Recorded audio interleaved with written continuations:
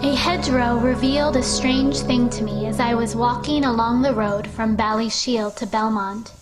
Underneath the overgrown vegetation was a stone wall, possibly dating back hundreds of years.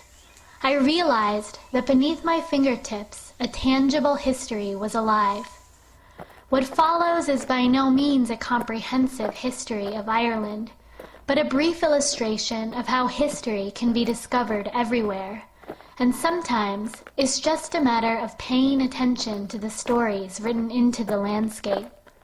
1 mile of country road, 5,000 years of history. Let's take a walk. Seamus Heaney, in his poem Bogland, writes, "Every layer they strip seems camped on before. The bog holes might be Atlantic seepage, the wet center bottomless. County Offaly is built on bogs, and the bogs have provided the myths, the artifacts, and the livelihoods." Heaney's metaphor becomes literal as I unpeel the layers of history along Belmont Road. Just up the hill from the bog lies the ancient ring fort, with the history that goes up to the early Christian period, around 500 AD. From the primeval past, we can then jump to early modern Ireland. Wild flora overtakes these ruins known as Schiel, home of the physician Dr. Schiel, who practiced from about 1761 to 1773. Where you now hear the sound of wind, grass, and grazing cattle, was once a hive of activity. The hill became an informal apothecary as the doctor distributed medicine outside his home.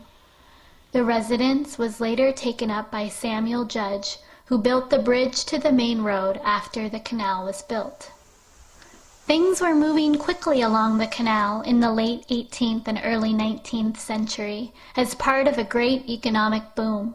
Connecting Dublin with the River Shannon, the canal was built for agricultural produce, but was also later used for the Great Migration during the famine. Walking farther along Belmont Road, I come across the old train station.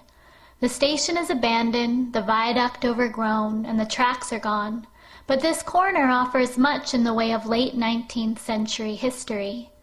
The station was a part of the Great Southern and Western Railroad, which opened in 1884 and survived until 1962.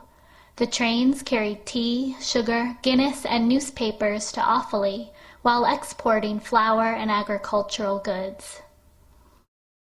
Around the corner is the bottling factory, which again dates from the late 1800s and is also part of the canal story. J.S. Robinson was a canal agent who brokered the sale and transport of Guinness in Offaly, shipping barley to the Dublin brewery. The bottling company was founded by son G.R. and continued for 4 generations. Let's not forget the houses dotting the landscape, ranging from centuries-old farmhouses to modern, seemingly unfinished developments. Some of the houses, like those of our neighbors, have been here for 7 generations. Square cottages crop up along the road, modernized from the original brick and thatch. Long, slow change overlaps with rapid change. But what remains steadfast is the land.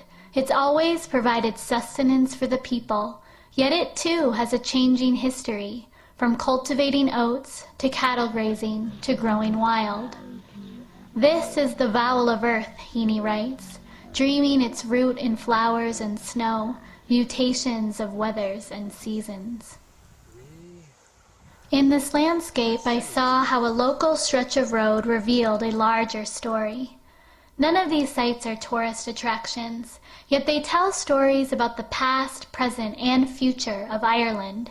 Like early religious pilgrimages, the power of the experience is in the journey, the heritage found in what lies along the road.